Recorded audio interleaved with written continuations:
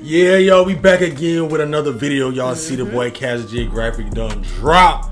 We got why these fish belong in a horror movie more than sharks. If y'all knew, you know it'd be funny over here, man. Make sure y'all subscribe to the channel, cut that bell to all, so we dropping these videos. You ready to get into it? Let's get into it. Let's go.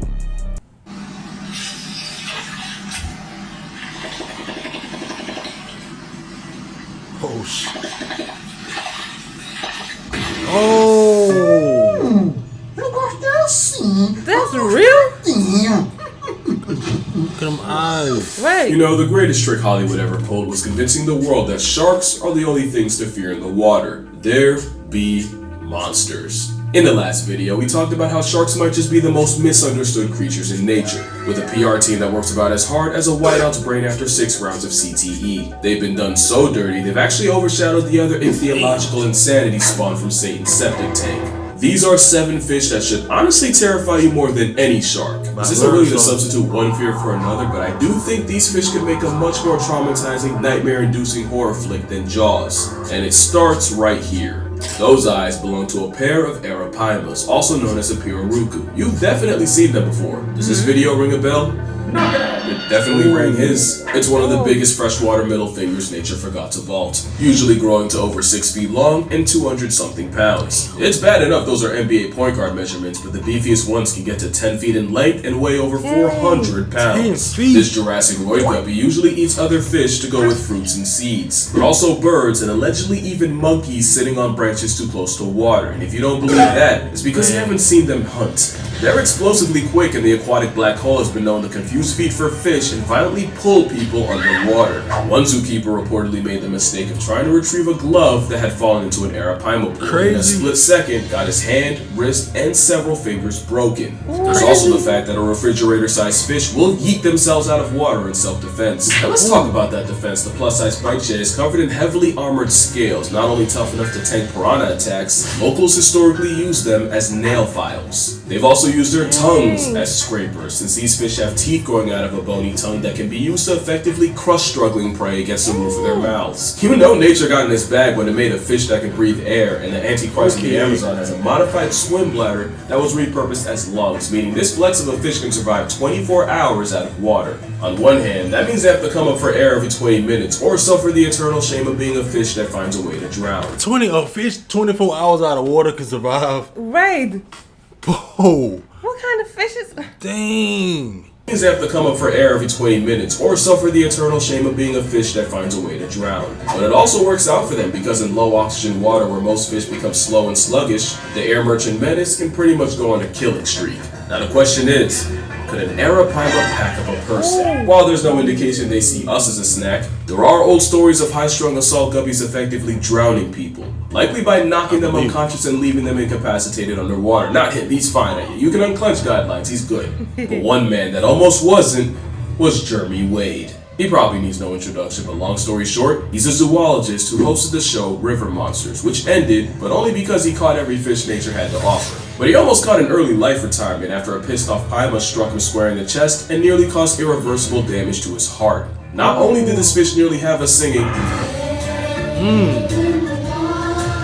the suspect wasn't more than 90 pounds. Remember, the overachievers compress the scales at 400 or, 180 kilograms worth of kill a man. So yeah, the Arapaima is a shack-sized, air-breathing, armor-plated predatory vacuum, and strangely enough, it's not the fish I'm most scared of in the Amazon.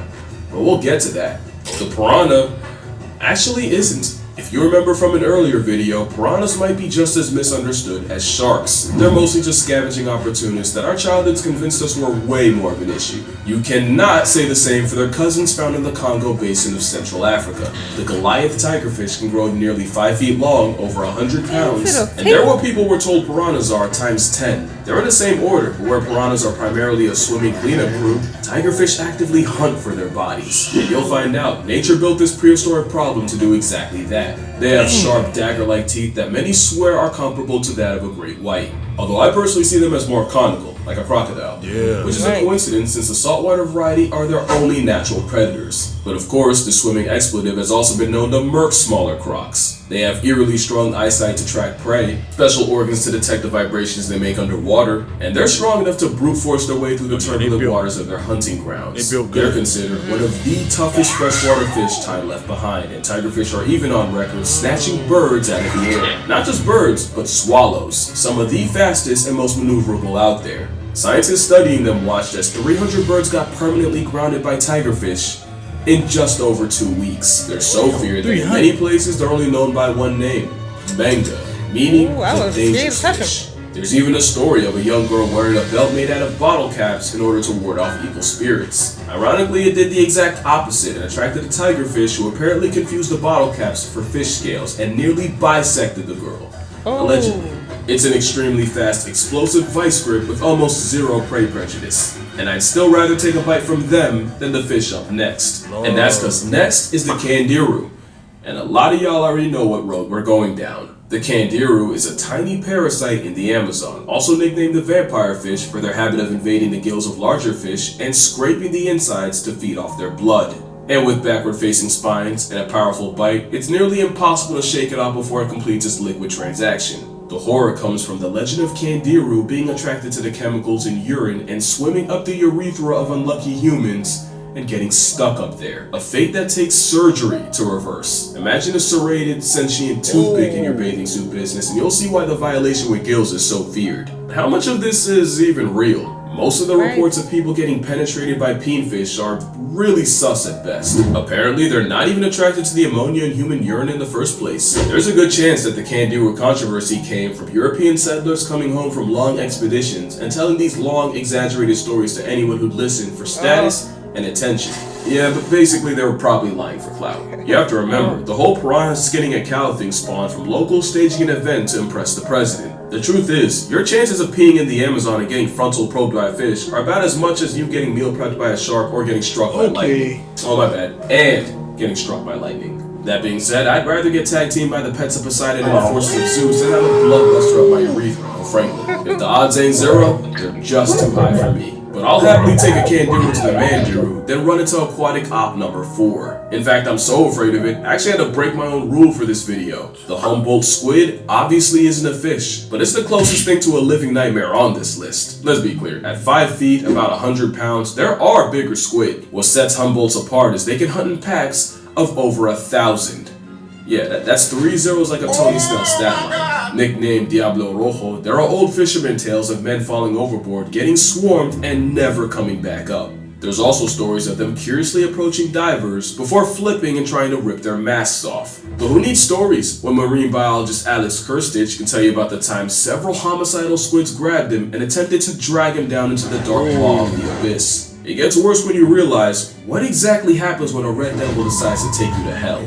Humboldts aren't just highly intelligent, they're covered in tiny red chromatophores that they can use to rapidly change color in order to communicate with each other. It's like Morse code but for crippin' calamari. We don't know exactly what it means, but there's a good chance if a Humboldt confronts you and starts violently flashing red, it could be telling a bunch of others you can't see that you're free eats. So likely the last thing you'll see is pulsing red before you get eaten alive. It doesn't help that satanic cephalopods are known for speed eating and are notorious for stripping fish to the bones faster than fishermen can reel them. Add a beak that can easily slice flesh, and a bite force that can reportedly crack bone. And I think you see why I'm not exaggerating when I say I'll deal with every other fish on this list than a pack of predatory color coordinating squid. Yeah, I see. And I don't care what logic says, there's no doubt in my mind this squid would eat a human if they thought they could. Why? Humboldt squid only live about a year. That rapid growth in a short time means they'll rarely pass up an easy meal, even if it's their own kind. Humboldts are highly cannibalistic, and they will not hesitate to turn on a weak or injured member of their own hunting party. There was a study done off the coast of Chile that found that out of over 2,000 squid, more than half held the remains of their own kind in their stomachs. It sounds to me that anything they see as weaker than them is something they can feed off, and the only saving grace for us is they usually only press things smaller than they are. But you don't even have to be seen as food for affiliated squids to be a problem. Like a true xenophobic, they react to most things they don't understand with aggression, and they've even attacked cameras and equipment and left them out of order. But to me, the most disturbing aspect of getting assaulted by squids is, even if you escape, if you panic and surface too fast, you can get the bend and past tense anyway. That type of psychological horror is what puts the Humboldt here, and wouldn't you know, emotional damage is another symptom of finding out about the next fish because now we got the stonefish. Not one of, but the most venomous fish known to man. It's armed with toxin, and symptoms of getting stung include crippling pain, shock, tissue death, and even paralysis. And speaking of pain, you can be in agony for over 12 hours. It's enough of an eternal jihad to cause hallucinations. Anecdotally, there have been tourists who've stepped on a stonefish only to beg their doctors to chop off the whole foot. Then there's the added threat of, if you don't get out of the water quick enough... You see that foot? Right, and it says missing stepping on the stonefish. What?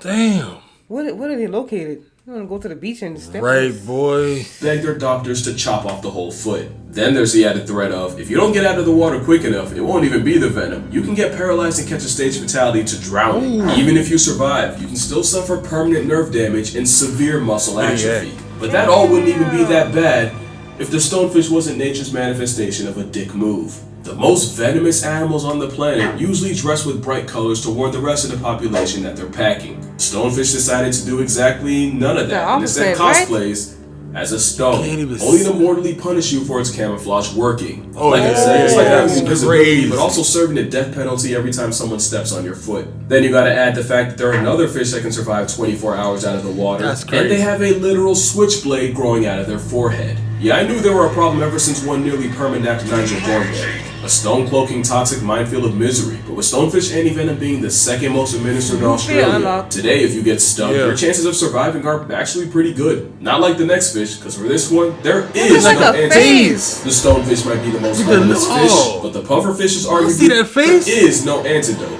The stonefish might be the most venomous fish, but the pufferfish is arguably the most poisonous thing alive.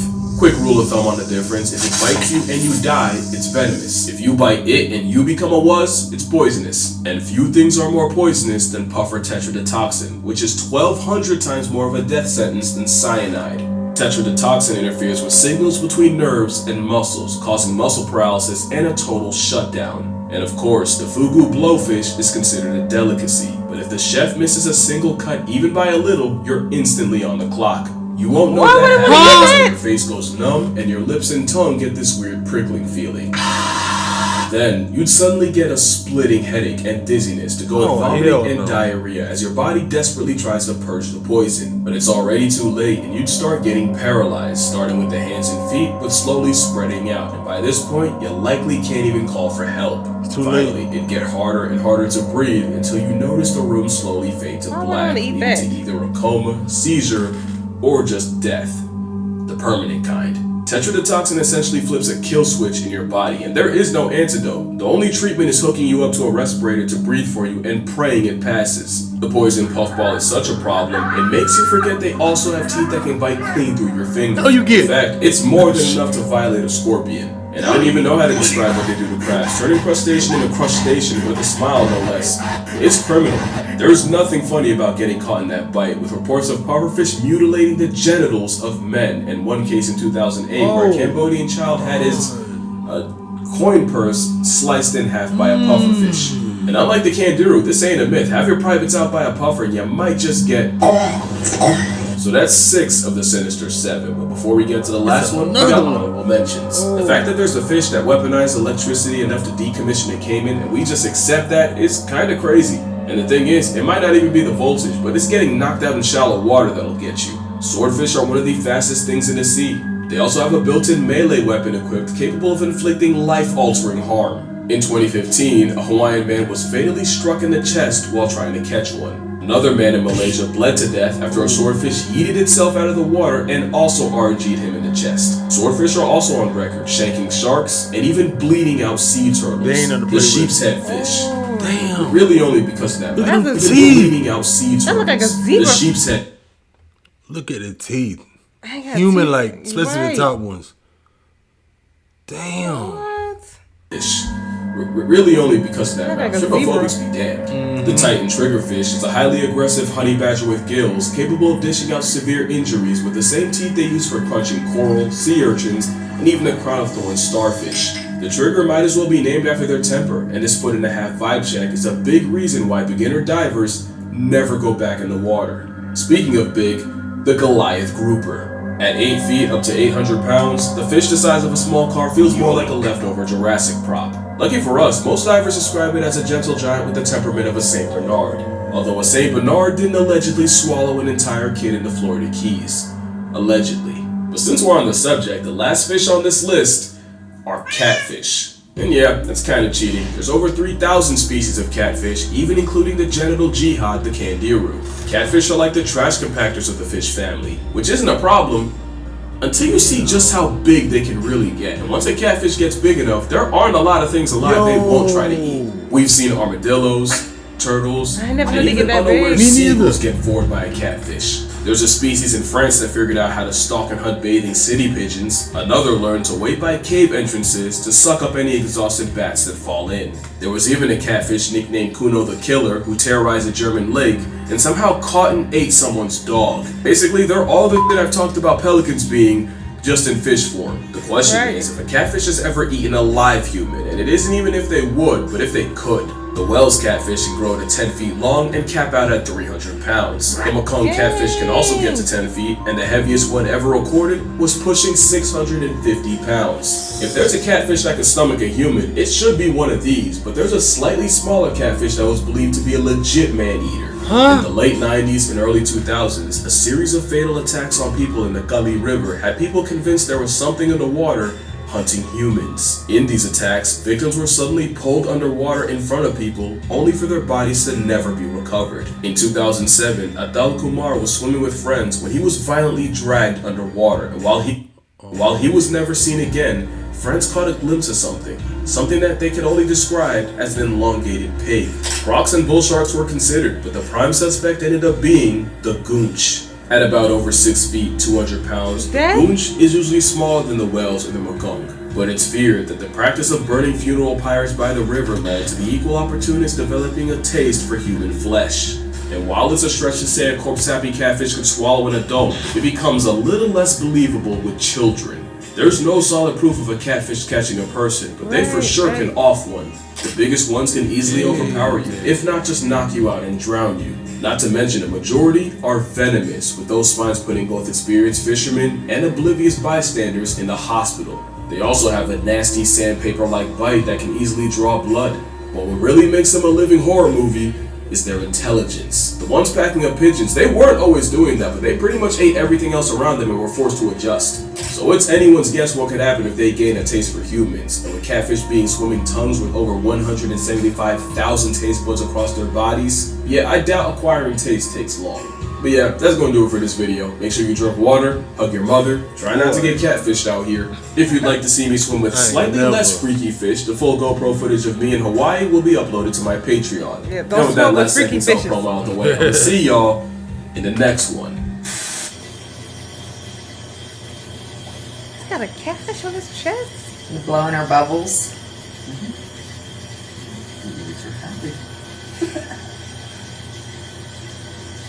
Okay. Wow. I'm telling you, you learn something all the time, catfish. You will learn a whole lot. I never knew about all those fish like that. Especially the one that get real big.